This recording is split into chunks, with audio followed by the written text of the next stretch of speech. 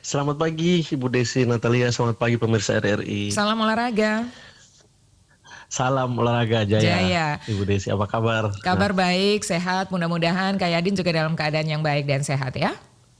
Sehat, oh sehat. Baik, sebagai warga Kabupaten Ende, saya juga ikut senang ini kalau ada kabar bahwa nanti akan dibangun GOR dengan standar nasional begitu di Kabupaten Ende. Ini benar kabar yang kami terima ini Kak Yadin? Sebenarnya memang niatnya seperti itu untuk kita persiapan ya, karena memang kalau kita bicara terkait dengan olahraga yang sudah lebih modern ke sini, kalau kita tidak punya sarana dan prasarana mungkin agak susah kita berbicara banyak.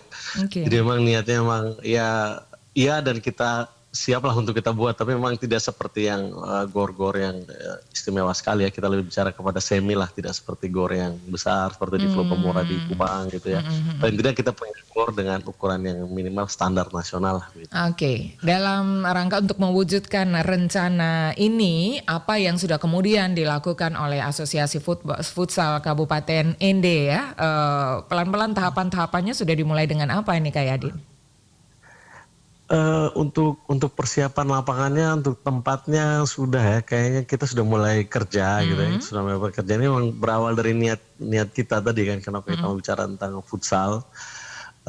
Jadi memang pekerjaannya sudah mungkin lapangannya, tempatnya sudah ada, terus sudah perlahan sudah dikerjakan. Kita target mungkin ya akhir-akhir tahun inilah gitu ya, kalau memang bisa gitu ya, sesuai dengan Amin, keadaan mudah-mudahan. keuangan dan lain-lain. Amin. Oke, ya ini kalau tempatnya sudah ada, kami juga ingin tahu di mana ini tempatnya ya. Apakah ini akan dibenahi lapangan futsal yang sudah ada atau ada lokasi baru khusus yang sudah ditentukan oleh AFKAP? Sebenarnya ini kan mulanya karena ini saya cerita dikit ya. Ini mulanya karena memang kepercayaan ya, kepercayaan yang diberikan oleh Asprof PSSI NTT yang memberikan kepercayaan saya sebagai ketua bidang futsal di Asprof ya, pengurusan Asprof PSSI NTT. Terus yang kedua juga saya diberikan kesempatan untuk tugas oleh Ketua AFP NTT Bapak Jimmy Sianto, yang ya kemarin berulang tahun nih, kayak sekalian saya ucapkan selamat ulang tahun buat Pak Jimmy Sianto, yang juga memberikan kepercayaan saya untuk jadi Ketua AFKAP. Jadi kalau memang sudah diberikan kepercayaan, ini wujud tanggung jawab sebenarnya, wujud tanggung jawab pengabdian. Jadi mau tidak mau ya, kalau kita mau mengembangkan kegiatan apa olahraga futsal, kita juga punya sarana. Ada juga sih lapangan-lapangan di ND yang sudah bagus, yang ya, punyanya teman-teman yang sering main di Durian, yang sering main di Tanjung, di Paji, terus juga sering main di Rian, di Adrian, di ATM. Memang lapangan-lapangan sudah lumayan bagus, tapi menurut saya untuk kita dapat greget gitu ya, seperti orang bicara ND punya stadion Marilonga, bahkan orang membanggakan kalau NTT itu punya stadion Marilonga gitu ya. Kita belum dapat effortnya untuk nonton, dan juga kita belum dapat effort meriahnya gitu, kita belum dapat. Ya paling kita bisa menonton, tapi semua lapangan ini masih standarnya untuk latihan, belum bisa untuk kita buat apa ya, dengan greget penonton, euforia penonton yang besar begitu maksudnya. Akhirnya ya udah kita buat, kita siapkan. Memang lahan agak susah ya, saya kayaknya saya jangan dulu beritahu lahannya di mana, karena saya harus pekerjaan gitu. Sebenarnya kami ingin RRI ini akan jadi orang pertama yang menyebarkan ini begitu ya. Media pertama, tetapi ternyata masih disembunyikan. Apakah lokasinya kalau boleh tahu nih, clue-nya di dalam kota atau mungkin agak di luar kota, Kak Yadin? Karena begini, ini kan susah ya kita kalau bicara lokasi. Kita jujur ya, dari seluruh kabupaten di Nusa Tenggara Timur ini kan NTT ya, ND ini kota yang padat di kota ya, penduduknya itu padat di kota, dan topografinya kita tidak rata. Jadi sebenarnya susah juga cari lokasi untuk lapangan di tengah padatnya kota ND gitu. Kita mau cari keluar kota juga agak jauh gitu ya. Secara infrastruktur juga teman-teman kita yang lain, adik-adik kita tidak mungkin menjangkau kalau di luar kota, harus harus bermain di GOR ya. Kan kalau kita punya GOR kan main harus malam pulang gitu kan, agak susah. Jadi kita akan cari di dalam kota, walaupun memang kita butuh biaya yang banyak untuk meratakan atau apa segala macam lah, tanah dan sebagainya gitu. Oke, jadi sudah ada beberapa calon lokasi ini yang sudah mulai dilirik oleh AFKAP ND. lokasinya memang sudah ada, Sudah Desi, sudah fix? ada. Hanya mungkin, tapi saya belum mau beritahu di mana begitu. Biar aja nanti kita sambil berproses. Oke, ya, baik. Nah, jadi kalau untuk membangun GOR ini, apakah memang lokasi yang ditentukan ini akan lebih luas daripada lapangan futsal, kompleks lapangan futsal yang sudah ada di sini? Kira-kira berapa kali lipat dari yang sudah ada ini, Kak Yadin? Kalau ukuran lapangannya sih sebenarnya tidak terlalu beda-beda jauh ya. Maksudnya standar-standar ukuran lapangan futsal. Maksudnya yang saya bicarakan tuh effortnya, seperti Oke, kita punya penonton yang meriah, euforianya. orang yang datang nonton juga nyaman gitu ya. Ya seperti di Gor Flopor itu tidak seperti itu. Maksudnya kalau untuk standar lapangan sih kita kayak di bawah di ND itu sudah ada kayak ATM itu punya standar lapangan sudah. Cuman effortnya sebagai Gor gitu, dan juga kita bisa bermain malam, kita punya atap, kita punya rooftop ya, misalnya tutup gitu, bermain sampai malam dan segala macam, itu yang belum ada gitu ya dengan tempat. Dan jadi kita mau buat itunya sehingga ketika anak-anak kita bermain di Kupang atau bermain di mana itu tidak kagok gitu ya. Karena saya melihat waktu Porprov kemarin anak-anak ND bermain, bahkan kita dapat nilai paling buruk di futsal waktu Porprov kemarin di Kupang. Makanya ini jadi wujud tanggung jawab kita, bukan karena kita anak-anak kita tidak mampu, tetapi memang standar lapangan dan juga apa ya istilahnya, orang bermain tanpa greget gitu ya, kalau tidak dilihat orang banyak gitu ya begitu. Nah saya juga pengen supaya futsal ND itu, Gor futsal ND juga seperti lapangan sepak bola di ND begitu. Lapangan sepak bola di ND ini kan terkenal gitu ya, terkenal ya Desi ya. Terkenal karena orang kalau bicara soal stadion, orang pasti ngomong kalau NTT stadion yang paling bagus cuma ada di ND, Stadion Marilonga gitu. Itu kebanggaan gitu. Futsal saya kalau bisa ya? Minimal kita ada juga lah begitu maksudnya gitu. Ada effortnya gitu. ND juga punya nih itu Gor, walaupun tidak semeriah di Kupang, tapi minimal kita punya. Oke, baik ya. Dan ini untuk pembangunannya sendiri akan dimulai kapan, Kak Yadin? Sebenarnya sudah berproses, ya sekitar 30-40% lah sudah berproses. Saya mungkin target lah akhir-akhir tahun nih, kalau memang akhir tahun ini sudah selesai. Saya prediksi, kita usahakan kalau memang tidak ada perubahan dan juga anggarannya juga pas, saya rasa ya akhir-akhir tahun lah kita usahakan untuk bisa dipakai. Oke. Nanti di dalam lapangan futsal yang rencananya nanti akan berstandar nasional ini, apakah dalam kompleks tersebut juga dilengkapi dengan fasilitas-fasilitas lainnya? Atau di dalam rencana gambar yang sudah dibuat ini memang khusus hanya untuk lapangan futsal saja, Kak Yadin?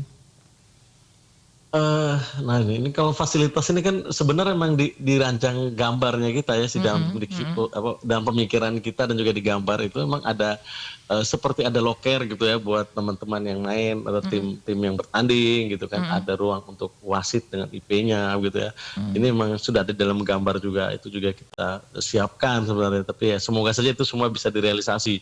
Terus untuk standar penonton pastinya kita kasih tribun nyaman gitu, dan kita tidak pakai pembatas seperti jaring gitu, tidak, karena ini kita di fokus itu di effortnya, jadi penonton juga nyaman untuk menonton, tidak perlu ada pembatas dan lain, tidak perlu ada jaring, jadi mereka benar-benar pengen menonton pemain futsal itu yang benar-benar bermain dan tidak, jadi effortnya dapat. Terus untuk dipakai untuk olahraga lain, sebenarnya ini juga jadi pikiran kita juga memang ya, kalau memang namanya juga GOR ya, kalau seandainya semi gitu ya, kalau kita buat seperti itu, kalau ada event yang lain mau ya, saya juga belum berpikir ke sana. Tapi memang tujuan awalnya memang untuk futsal sih sebenarnya. Dalam jangka panjangnya mungkin kalau misalnya ada yang berminat bisa disewakan juga begitu, kayak ya.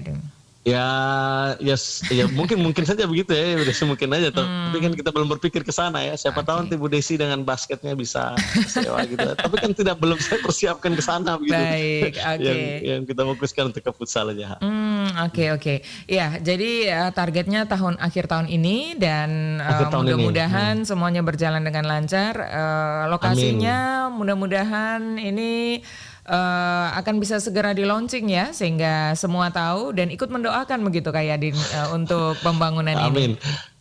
Oke, nah untuk atlet-atlet futsal di Kabupaten ND terkait dengan rencana pembangunan ini, apa yang ingin Anda sampaikan sebagai Ketua AFKAP selain memohon dukungan dan juga doa ya, apa yang ingin Anda sampaikan ini?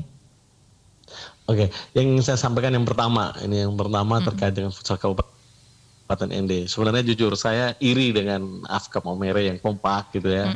Ketua FP Asprof Pak Waji yang kompak. Saya pengen futsal di ND itu tidak usah ada apa ya ada perbedaan maksudnya begitu. Nanti kita rencana saya sih balik dari Kupang, kita mungkin akan ketemu, kita akan bahas karena jujur futsal sekarang di ND lumayan kalau dari segi bisnis dan menggeliat lebih tinggi di ND ya dibanding di Kupang, walaupun Kupang punya GOR secara penonton, secara kesenangan anak-anak bermain dan meriahnya itu kita yang lebih dapat kita di ND. Nah saya kemarin baru 2 bulan 3 bulan lalu kan saya kirim anak-anak ND sebanyak 20 orang yang mungkin kita seleksi 3 hari di ND, terus kita bawa ke Maumere sebanyak 20 orang untuk ikut persiapan prapon jadi tim NTT, dan baru kali ini kita bisa mewakilkan 8 orang, 4 orang putri dan 4 orang putra untuk ikut TC prapon di Kupang. Anak-anak ini sekarang ada di Kupang, sudah hampir 1 bulan di Kupang. Saya bawa mereka di Kupang untuk ikut TC prapon dengan pelatih level nasional. Sekarang sudah hampir 1 bulan di Kupang. Saya juga berharap doa dari semua keluarga besar atau teman-teman pemirsa RRI di ND untuk bisa mendoakan adik-adik ini supaya lolos jadi tim prapon. Karena ini kan kita lolos dari zona 2 Flores Lembata itu hanya ND yang paling banyak, sedangkan Maumere yang juara Porprov aja hanya 3 orang, kita 8 orang.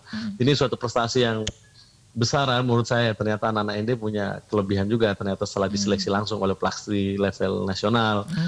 Semoga saja mereka berdelapan bisa lolos terus untuk jadi bawa nama ND di prapon NTT ya, siapa tahu semoga saja lolos lah gitu maksud saya. Minta doanya karena mereka sudah sekarang lagi berproses di Kupang, sudah 1 bulan di Kupang. Oke. Mudah-mudahan rencana pembangunan GOR berstandar nasional ini juga bisa menjadi mood booster dan juga bisa juga nanti menjadi sarana untuk memperbaiki kualitas, meningkatkan kualitas para pegiat futsal yang ada di Kabupaten ND dan semakin solid lagi. Terima kasih Kak Yadin untuk informasinya. Terima kasih banyak Ibu Desi, terima kasih banyak RRI, pemirsa, terima kasih banyak. Terima kasih, selamat pagi, salam olahraga. Selamat pagi, Jaya, selamat olahraga. Terima kasih, selamat pagi. Baru saja bersama kami pendengar Muhammad Sipriadin Puareke ST yang menyampaikan informasi ya terkait dengan pembangunan GOR berstandar nasional. Rencananya akan dibangun, sudah dimulai prosesnya dan targetnya akhir tahun ini akan selesai. Dan pendengar, kita akan beralih ke informasi lainnya nanti bersama dengan Bupati Nagekeo. Ini juga masih terkait dengan rencana pembangunan dan pemerintah pusat ini akan membangun bendungan senilai 1,4 triliun rupiah di Kabupaten Nagekeo. Informasi selengkapnya akan disampaikan oleh Bupati Nagekeo. Sesaat lagi akan bersama kita Dr. Yohanes Don Bosco Do.